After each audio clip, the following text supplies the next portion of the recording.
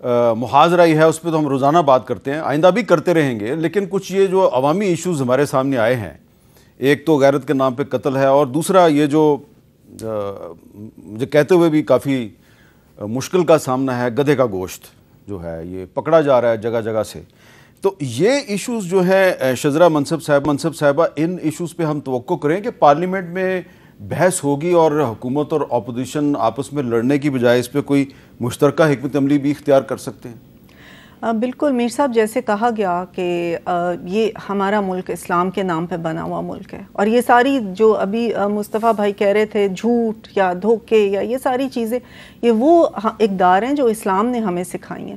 لیکن انفارچونیٹلی واقعی ایز ایک قوم کے طور پہ بہت ساری چیزیں اس وقت ہمارے اندر نہیں ہیں، اور پارلیمنٹ کو اس میں بہت اہم کردار ادا کرنا چاہیے، حکومت اور اپوزیشن کو مل کے، کہ یہ چیزیں وہ ہیں جو کہ ہمارے لیے، ہمارے عوام کے لیے، ہماری آئندہ آنے والی نسلوں کے لیے ضروری ہیں. کیونکہ پاکستان کو جہاں ہم کوشش کر رہے ہیں کہ اس کی معیشت کو بہتر کریں، ہم عالمی طور پہ بہتر ڈپلومیسی کرنے کی کوشش کر رہے ہیں، اور الحمدللہ بہتر ہو بھی رہی ہے، لیکن ایٹ دا سیم ٹائم ہمیں ان اقدار کو بھی زیادہ اسٹرینتھن کرنا ہے. اور اس میں سب سے اہم ایجوکیشن کا سسٹم ہے، جس کے اندر ہمیں کچھ ریفارمز کرنے کی ضرورت ہے.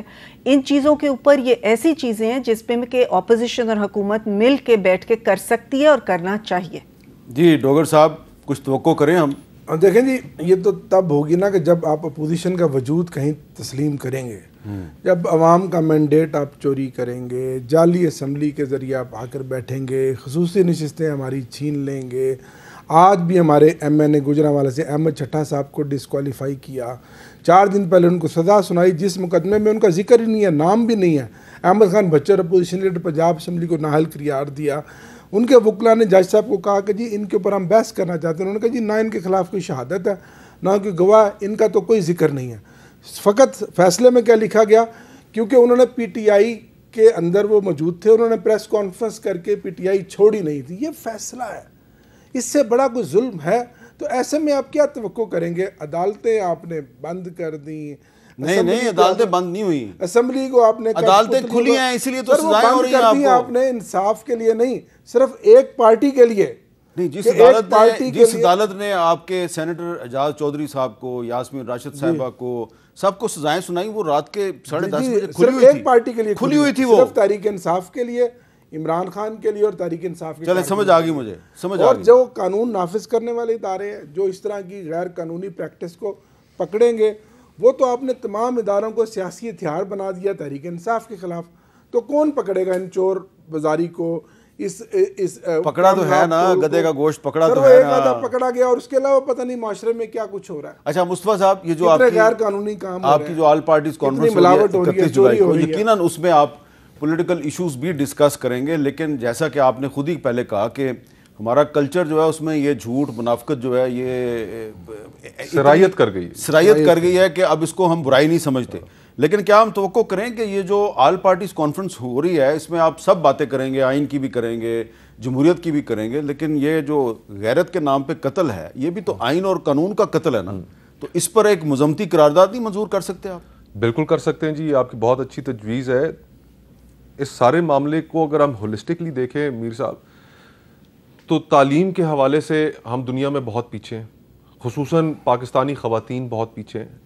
پھر اس کے بعد ورک فورس پارٹیسپیشن، اس ریجن میں کیا دنیا میں ہم سب سے باٹم ممالک میں. تو ہمیں اپنے یہ ایٹیٹیوڈ اس ملک کی 50% سے زیادہ کی جو آبادی ہے اس کے لیے بدلانے پڑیں گے. ہمارے سامنے اگزامپلز موجود ہیں کہ جن دنیا کے ممالک نے ترقی کی ہے وہ خواتین کو ورک فورس کا حصہ بنائے بغیر نہیں کر سکے. تو ہمیں جتنے یہ نیگیٹو ٹرینڈز ہیں، فرسودہ خیالات ہیں، بوسیدگی ہے معاشرے میں، اس کو ختم کرنے کے لیے اپنی بات تو کرنی ہوگی. اور اس کانٹیکسٹ میں بالکل یہ آپ کی بہت اچھی تجویز ہے، اور اس کو ہمیں کنڈیم کرنا بھی چاہیے بطور سٹیزن، بطور اس ملک کے شہری. ہر کوئی کر تو رہا ہے، لیکن اس کو اپوزیشن کے پلیٹ فارم سے بھی ہونا چاہیے. یہ ضرور میں تجویز رکھوں گا جی. بہت شکریہ اگر آپ اس تجویز کو بھی وہاں پہ رکھتے ہیں.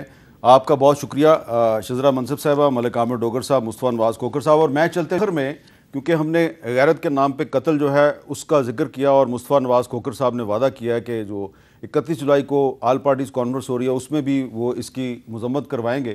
میں چلتے چلتے صرف ایک قرآن پاک کی سورہ المائدہ کی آیت 32 ہے 32، اس کا ترجمہ جو ہے وہ میں آپ کو سنانا چاہتا ہوں. یعنی جو شخص کسی کو قتل کرے بغیر اس کے کہ اس نے کسی کو قتل کیا ہو یا زمین میں فساد برپا کیا ہو تو گویا اس نے پوری انسانیت کو قتل کر ڈالا. یعنی کہ ایک انسان کا جو قتل ہے وہ پوری انسانیت کا قتل ہے.